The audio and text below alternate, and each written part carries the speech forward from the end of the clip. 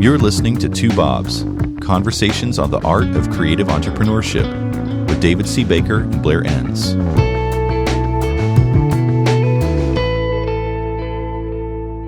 Blair, I just got back from a really fun RV trip. On that trip, I didn't think about you at all. I forgot your name. I had to go look it up when I was you liar. We were texting the whole time. Yeah, I know. Girlfriend. Here's a little bit of behind the curtain on this podcast. So we take turns, and if it's going to be my turn to do most of the talking, then I'll say, hey, Blair, why don't you interview me on this? And you say, no, I'm not interested, which you've done a few times, or yes, great one. And then I'll say, okay, then I'll put together, 6 or 7 bullet points, and then you'll use that and you'll interview me, and then we switch every week. But in this case, I'm actually telling you what I want you to talk about. And here's why. It's partly because I'm confused. So if you pretend that I'm really smart, this might be sort of a 60-second episode. If you pretend I'm dumb, this might be no a worries. 30. Yeah, I really set myself up for that one. And then it might take 30 minutes to kind of explain this to me. But here's why it came up in my mind. So we probably overlap maybe 20 or 30% of our clients. In other words, the people that have gone through your training, about 30% of those have been my clients in one form or another. And so I get to hear the impact that you've had on these clients. And over again, they tell me that the 2 most impactful things that they have heard and implemented are these. One is the one-page proposal. In other words, something much simpler, and we've talked a lot about that in earlier episodes. And the other is the options on the proposals, including a high anchor. But as I started to look into that and probe what they meant by that, it got confusing to me because you talk a lot about how you need to think about how you're going to transfer risk in one form or another. And the 3 options on a proposal are not just simply more scope, more price, but actually a different way of working together. But I don't think some of my clients have gotten that. They've sort of mixed up a few things. So even if it's just for me selfishly, I just want to clear that up. And so that's our subject today. Are you game for diving into this? Yeah.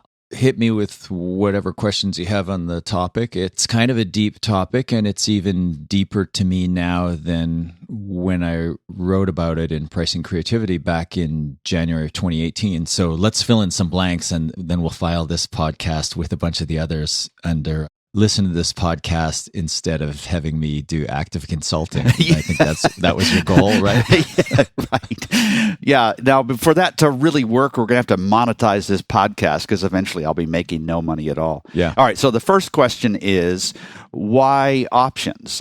Because most proposals don't have options. Most proposals are, here, I've listened to you as carefully as I could. This is what I think you need. This is what we can do for you. This is what it will cost, yes or no. And your approach is very different. And the biggest difference there, at least the first big difference, is options. Why options? I'll give you a couple different reasons why options. And first I'll say the approach isn't that different. It's not my approach. I didn't invent this. So many of the pricing principles in my book are attributed to me, but almost every one of them I've borrowed from somewhere else, and I try to cite the source wherever possible. Much of what I've first learned from Ron Baker and his 2 books. The most recent is called Implementing Value Pricing, and that's the one I would suggest people read. But Ron himself is an excellent student of the field of pricing, and he's done a lot of the legwork of reading all of the background material. And I've read most of it. What I've found hard to get through is the stuff that I think Ron did a really good job of getting through, the textbook-like books, like the strategies and tactics of pricing, sometimes cited as kind of the Bible of pricing. It's just like a inaccessible, unreadable book. But one of the authors on the later editions is a guy by the name of Reed Holden, and he's published some really accessible books on the subject of pricing and negotiating. So Pricing with Confidence and Negotiating with Backbone. Those 2 small books tend to go hand in hand. And if people are looking for more accessible reading on value-based pricing, both of those books are good. So that's a long way of saying I don't remember where this idea of options first came from, but options are powerful because they provide the context that is required for the client to make a decision. And if you do not provide that context via your options, you're forcing them to go get it somewhere else. So let me just explain that a little bit more. It's widely understood that value is subjective, that value is something that exists not externally in the world, independent of an observer, but within people, within the subject or within the observer.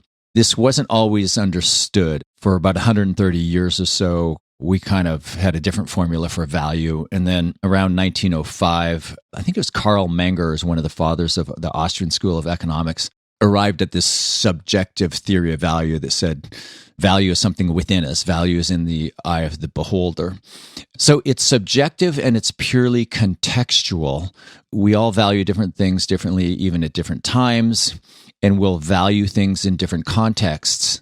So if you, as the salesperson, provide the context by which the client essentially assesses value, then you can have a big impact on how the client values something. And I prove this in my book by showing an image that effectively getting you to confuse black with white. And the message is, if you let me control the context, I can get you to think that black is white. I can get you to think that heavy is light, that wet is dry, that cold is hot, that dim is bright.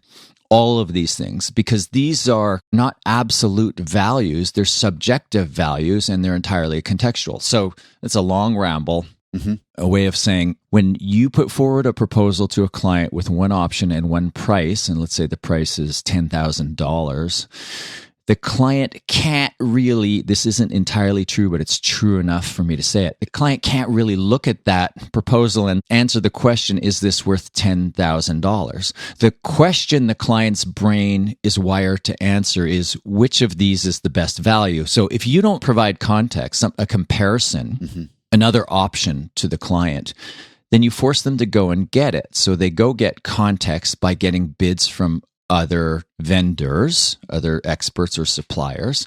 That's one way. You force them to physically leave to go get some other bids in search of the context that they require. Or you force them to leave mentally by thinking, well, what have I paid you before? And what else might I do with $10,000, etc. So just first appreciate that the decision around value is a subjective and contextual decision. And if you can provide the context, you will impact the decision being made. And in the world of behavioral psychology, that's sometimes known as choice architecture or nudging people in a direction to make a decision based on the way you architect the choices. So that's the long answer to the question of why we provide option. We're changing the question that we're asking the client from, is this worth $10,000, to which of these options is the best value? And that's the question the brain is really wired to answer. I buy that argument now that we should use options, but how many options is really going to work against us? Is 2 enough? Is 3 too many? 4 too many? Is there the same sort of science around how to buy professional services that would impact, if we buy the idea of options, how many options we should use? The short answer is 3 or 4 options is best, and I'll explain it. A psychologist once explained to me that some people need choice. They just need it. That's the way he viewed it. I think an economist would look at it differently. And his guidance to me was those people who need choice really just need 2 options. And we weren't talking about pricing at the time. We were talking about the psychology of presenting kind of creative solutions. When you get briefed by the client and you come back and present the solution, his point was some people need options and you really just need to give them 2. But when it comes to pricing, you want to provide 3 options. 4 is okay. 5, you start to introduce this idea of the paradox of choice, where too much choice immobilizes people. At least I believe 5 is where the paradox of choice kicks in. Right. So 3 or 4 is better than 2. Let's just stick with 3. The reasons 3 is better than 2 is if I were presenting some options to you, David, to buy a product or service from me, and let's say I presented two options. Option number one was priced at $10, and option number two was priced at $15.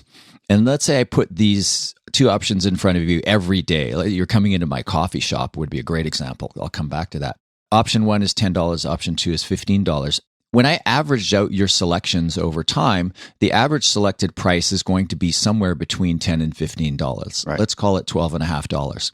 Now, if I add a third option that's higher at $20, your average selected price is going to go up. It's going to be closer to something like $15. So that's why you want to add a third one, and you want to add it at the higher end because the average selected price will go up. Now, if I were to add a third option at a lower price at $5, so now we had 5, 10, and 15 instead of 10, 15, and 20, your average selected price would go down. Ron Baker and Ed Kless in their podcast, The Soul of Enterprise, which I've mentioned many times before here, they did an entire show on Starbucks pricing. And so you think of Starbucks. You go into Starbucks, there are three options. You drink coffee? I do. Grande, Venti, what's the other one? Tall. So it starts with tall is the shortest, which sounds odd. And then there's grande, and then there's venti, right? So that's tall, medium, and large. But whatever happened to the short? Yeah. It used to be short, tall, grande. So the average selected price, I'm just approximating here, would be something close to the middle. It always averages out towards the middle because of a principle known as extremeness aversion. When presented with more than two options, people avoid the danger of the extremes and retreat to the safety of the middle. So the extreme at the low price is the danger that you underbuy. That's the danger. And the danger at the extreme of the high end is that you overbuy or overpay. So we tend to retreat to the safety of the middle. And I'm reminded of this every time I drive through a car wash and there's the gold, silver, bronze option, or sometimes there's 4 options. I don't even stop to read what's involved in these. I just choose the middle one or one of the two from the middle. And we all do that reflexively as we avoid the extremes and we retreat to the safety of the middle. So back to Starbucks, it's tall, grande, venti. It used to be short, tall, grande. And what they did is they took the short off the menu. You can still order the short. It's just not on the menu. And you know it's there because if you order a tall, which is the smallest size on the menu, and if you grab the smallest lids, they don't fit. The lids are there for the short. It's just not on the menu, so you can still order it. But instead, Starbucks took the short off the menu, and they introduced this venti, 20 ounces of coffee. Now, they never dreamed that the bulk of the population would end up drinking 20 ounces of coffee. That is a uniquely American thing in Canada, too. You don't see it in Europe. It's absurd. But what happened, as soon as they made that switch, they dropped the short, they added the venti, the average selected price went to the grande. Right. That's why we want to use 3 options. So that there's a middle, essentially. Yeah, so your expectation is the client will end up in the middle. Right. Okay, so down to the crux of what I think some clients are confusing. So there are these phrases that they have learned from going through training and reading your book and so on, listening to the podcast, reading your articles. They talk about a high anchor. And some of them, I think, are viewing the high anchor as really more scope and more price. They aren't necessarily weaving into that higher price a different transference of risk. I want you to get to that at some point. This may be too early in the discussion to get to it, but that's at the heart of this confusion. Is it just 3 choices that reflect a difference in scope and price, or are we weaving in here a different view of risk transfer as well? Let me just explain the high anchor, and then I'll rephrase your question as, what should they be options of? Because that's where you're seeing the confusion. Right. So anchoring is the idea that the first piece of information on a subject will skew your final decision. So when it comes to pricing price anchoring simply means when you're putting forward multiple prices, in the case of our example here, 3 prices, you always begin with the highest one. And the job of that anchor price point is not to sell that anchor solution. It is to make the other options look more affordable by comparison. So we'll leave anchoring for now because that's a different topic, but it absolutely comes into play when you're putting forward options. So back to the question that I've rephrased as like 3 options of what? And what you're alluding to, the crux of all of this in the conversations we've had on this podcast and elsewhere, it's become clear to you that I didn't necessarily mean that when you're putting together your options, it's just 3 different sized buckets of deliverables. Like the coffee cups, right? Yeah, and that's mostly what you're seeing because I see it too. And clearly I haven't done a good enough job of explaining, even though I thought I did in the book, but we need to revisit this topic of explaining the fact that it's not just the cheapest option is a small bucket of deliverables, and the middle option is a larger bucket, and the expensive anchor option that you would lead with first is the largest bucket. But that is the first step that people almost always take when they move to this idea of options. And it's okay. It's perfectly fine to move there as a first step. But I believe strongly people should look beyond that. It's not just about different bucket sizes. There's probably an infinite number of ways that you can slice and dice your 3 options. Let me talk about a fundamental principle here and break this out into options. So fundamentally, there are really only 3 things that your clients can buy from you. Therefore, there are 3 things that you're selling and pricing. And the first one is the inputs of time and materials. Timekeeping, timesheets. Yeah, timekeeping. You can sell them blocks of time. The second one would be outputs or deliverables. And the third one would be outcomes or the value that you propose to create. So in one example, let's say a client comes to you and wants you to design a website, and they say, how much? If you're pricing inputs, you would say, well, I don't know how much it is, but it's $20,000 a sprint, or it's $5,000 a day, or it's $200 an hour, or whatever the math is. And if you're selling inputs in the purest form, and we talked about this in a recent podcast, we're talking about agile and how it clashes with value-based pricing. If you're just selling units of time, you're pushing all of the risk to the client. So you could say, well, I'll sell you some time. I don't know how long it'll take. I'll just bill you each cycle, each sprint, or each month, etc. The second level is outputs. You would use time, sometimes market value, to make an estimate of how much it would cost. So let's say you determine it would take between 100 and 200 hours, and then you take your hourly rate. And if it's $100 to keep it simple, it's going to be between $10,000 and $20,000. That's your estimate of how long it's going to take. And then you price towards the higher end of that range. You say to the client, if you were looking for price certainty, the price is $18,500. So that is you pricing the outputs. You're pricing the outputs in this case based on the inputs. Let's say you arrive at $18,500 and you think, oh, there's some pricing pressure. I know others will do it for less. I'll give it to the client at $15,000. So now you're factoring in the market value, I'm using air quotes, of the outputs in addition to the inputs. But the client is buying the deliverable. They're not buying your time. They're buying the deliverable. And if it takes you longer, you have to eat it. You can't bill the client afterwards because it took you longer. And then the third thing that you could sell to the client and price is basically the value or the outcomes. So in the sale, you would ask, why do you need a new website? What are you trying to accomplish? And let's say you learn that the client company is trying to arrest a sales slide of 10%. Sales are down 10%. And you determine through the conversation of the client, annual sales were 100 million. Now they're down 10 million to 90 million. They're looking to make that 10 million back. The average gross margin on what they sell is 20%. So they're looking for you to increase profitability by $2 million or reclaim the lost profitability of $2 million.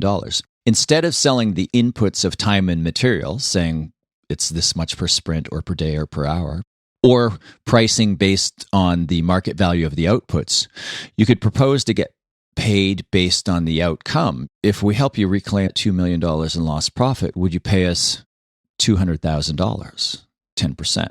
And the answer might be yes, it might be no. That's getting paid based on the outcome. Let's say the client agrees. Then there's still some nuance around how you get paid that you have to figure out. Are you willing to put some of that compensation at risk? The higher number that you propose to get paid as a percentage of the value you propose to create, the more likely it is that you're going to have to put some compensation at risk. So that's almost an entirely different subject, getting paid based on value, and then the price that you propose to get paid based on the value you propose to create, and then the means by which you get paid. Do you just get it all up front under the assumption that you are going to deliver this value? Do you get paid based on performance? Do you get paid a combination of a retainer maybe to cover your costs and then incentives based on performance, etc.? But this is a real long ramble. What I'm pointing out here is there are 3 different ways that you can get paid. And these 3 different ways might represent 3 different options. So imagine you sit down with the client and say, I have a proposal with a few different ways that we could work together. And it really depends on what you want to buy from me. Do you want to buy time and we'll just bill you as we go, and when we're done, we're done? Or do you want some price certainty? Do you want to buy the deliverable and we'll put a price on it based on a factor of time and maybe some other things? Or do you want a business partner here? Do you want us to be incentivized to actually create the value that we talked about? And different clients value different things. So it's a mistake for you to think that everybody wants to buy inputs or everybody wants to buy outputs or everybody wants to buy value. What you're really trying to uncover in the sale is, what does this client value? And then you'll put the options in front of them. And sometimes you won't know. It's sometimes just the act of putting forward 3 options is an exploration of learning what it is that the client does value. They might come back and say, well, I'm really intrigued with this idea of paying you based on the value that we're trying to create here, but I'm really only interested in it if you're willing to take some sort of performance pay where you get paid when we create that value. And again, there are an infinite number of ways you can slice and dice this. You could put all of your compensation at risk. You could put none of your compensation at risk, or you could put some of it at risk. So this third option, the high anchor, the one where you're not getting paid for inputs or outputs, but where there's some shared risk, it's more expensive in part because you are functioning as a business partner, which means you have to get into their situation deeply enough to really make a difference. Because there's more at risk for you, you are paying attention in a slightly different way. If we take this silly Starbucks example, and I know this is going to break down pretty quickly, but so we have the tall, the grande, and the venti, and let's say they're $4, $6, and $8. Starbucks could decide, all right, we're just going to charge you $4 for the venti, and then come back at the end of the day. And if you were a lot more productive because you loved the experience and the caffeine was really good, you can see how this is going to break down really quickly. You pay nothing if you want, or give us what you like. How did it impact the rest of your day? So it's more complex. There's a wider variety. It's not necessarily more expensive. It actually could be, you actually might make less money if you don't deliver on what this is. So to clarify this, to get back to my original question, you're saying, all right, options are good.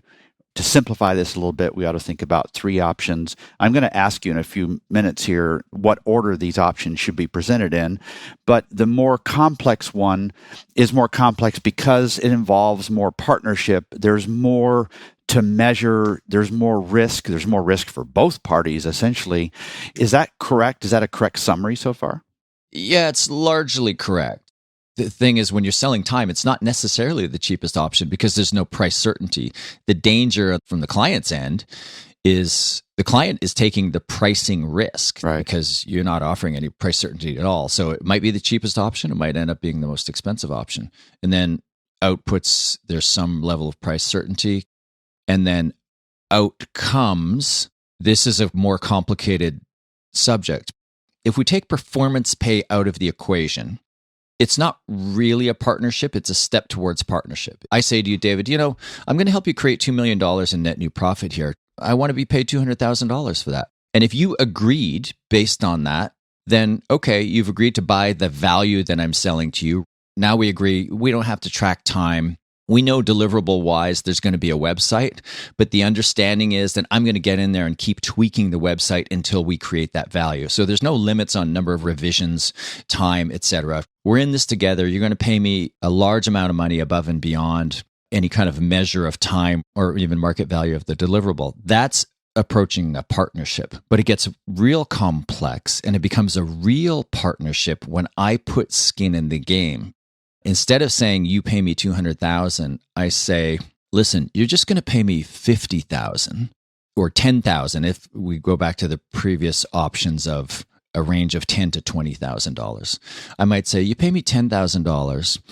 I would lead with saying the price is $100,000. Now here's how it breaks down. It's a base fee of $10,000 and it's $90,000 worth of incentives once we start to create this value. Once sales get back to this point, and I could structure that as a commission. I could structure it as a percentage of sales. I could structure it as equity in the company, like phantom shares if I wanted. There's so many different ways I could structure it. It can be just a straight percentage. It can be a bonus that gets paid to me when sales get to a certain level, and it stair steps all the way up to $100,000. So that last option of pricing on outcomes or value can get really, really complicated. And in the simplest form, it's just you agree to pay me a larger number because you understand you're not buying limits of time or limits of deliverables. You understand that I'm going to stick with you until we get the results. The next level of complexity up from that is all of that is still true, but my base compensation is low, and then I get paid incentives as the value is created. Right. So if a firm were going to employ a more perfect version of the theories that you've worked out in the marketplace, their third option, regardless of what order these are presented in, I need you to speak to that in a minute, but the more expensive, the more complex option is not just more scope for more money. It involves a different view of risk. That's a true statement? At the highest level, yes. So we've talked about two ends of a spectrum. The most basic level is you have three different buckets of different sizes of deliverables. Okay. The most maybe complex level would be this idea of that your options are based on the three things that you're able to sell and price: inputs, outputs, and value or outcomes. But in between those two spectrum points of complexity, there are still a whole bunch of other ways that you can think about options. And one might be just a sense of risk or like performance risk. So you might say to the client, all right, I've got three different ways that we can work together. I want you to choose the one based on your comfort level with risk. So at the highest priced option I have for you is an engagement or a way of working with you where we take away as much risk as possible. And that might mean so many different things, but it's like we're going to do all of these things or we'll work until these things are true. But just back to me explaining three different options at three different risk levels. At the expensive version, I can make almost all, not all, but almost all of your risk go away. Like in theory, I could provide an option that makes all the risk go away, but let's just stay practical here. So at the most expensive option, I can make a bunch of risk go away. If it's more important for you to try to get this done as cheaply as possible, I have a far less expensive option, but it sees you taking all the risk. We'll do certain things, but the rest of it, you're on your own. And then in the middle, I have kind of a moderate level of risk. So that's performance risk. That's one way to think about your options. How much risk does the client want to take on? And how much do they want you to make go away? Right. You know, I have to quote Peter Drucker again because it seems like I have to on every podcast and every speech. In business, all profit is derived from risk. So the client goes to the market and takes some risk, and then they hire you to make some of that risk go away. And some of the clients want you to make a very small amount of risk go away, because the more risk you make go away, the more you're going to get paid. And some want you to make a whole bunch of risk go away. You can also think of it in terms of financial risk. Maybe it's just the engagement doesn't change. How we work together doesn't change, but I'm going to give you three different ways that you can pay me. And option one with my high anchor is cash. You pay me $200,000. If I go to the other end of the spectrum, would be Maybe it's no cash. You don't pay me any cash. You pay me incentives based on performance. And in this case, it might be based on sales or net profit. But if we hit this target, you're going to end up paying me more money. And in the middle, it's a combination of cash and incentives. So that's just another way to think about putting together your options, basically on the level of financial risk. It depends on how much financial risk you want to take on. As we wrap this up, I've got two quick questions. One is there some best practice around the order in which you present these or talk about them? And then what about naming? Because I keep coming across people that are following the sort of SAS model, good, better, best, or gold, silver, bronze. Yeah, right. So can you touch on those 2 points? The order, is there a magic to the order? And are there some best practices around naming as well? Yeah, so as we've already talked about with anchoring, the high number always starts first. It's a matter of personal preference on whether you go from the high anchor to the middle option or the lowest option. I actually like to go from the high anchor option to the lowest one and then come back to the middle, knowing that the client's basically going to go on this journey with me. First, they're going to have some price shock when I deliver the high anchor. Then they're going to kind of come around and see why the price is the way it is. Then I'm going to move to the cheap end of the spectrum. And if the client has stated a budget to me, this is where I'm saying, well, here's what I can do for your budget. And in contrast to the high anchor option, it's not very much. And then I move to the middle and I say, no, I have this kind of compromise option. It's in the middle. It's only a little bit more than your stated budget. And a little bit more still might be multiples of it, depending on how high the anchor was. Right. So I like that order. When it comes to putting it on the page, it doesn't really matter. Moving from left to right, I used to do low, medium, high. Now I prefer high, medium, low, but it really doesn't matter. What matters is the one that you begin with. What matters is the first number that comes out of your mouth. Mm-hmm. So that's order. And when it comes to naming, I would suggest that you name your options based on what the client is buying from you. So one set of options, like types of value, we didn't really talk about this, but it might be types of value. So one option might be speed to market. Another option might be access to principals. Another one might be risk mitigation, just mixing things here. So the name of the option is explaining the net benefit in that option to the client rather than volume or grade. Like this idea of gold, silver, bronze implies a grading system. Good, better, best implies a grading system. But your cheapest option might not necessarily be the lowest grade. Another way you can split up the options or think about options is a level of do-it-yourselfness. So your low option might be, you can do it.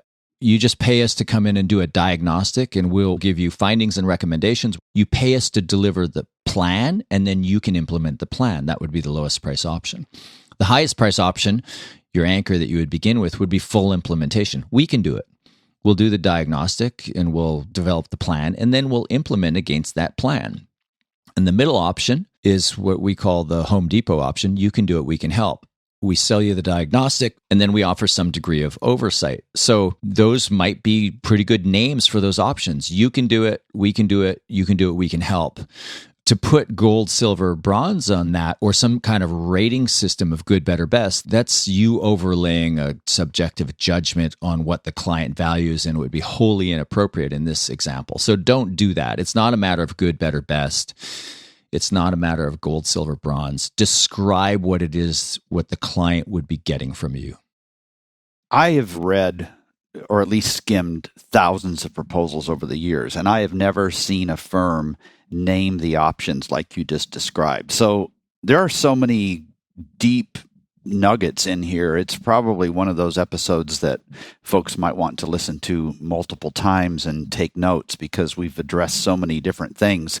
And we've dug really deep on a particular topic, and we've talked about this broader topic many times, but we haven't dug this deep on the options and the pricing and the naming. So this answered my question. I appreciate it.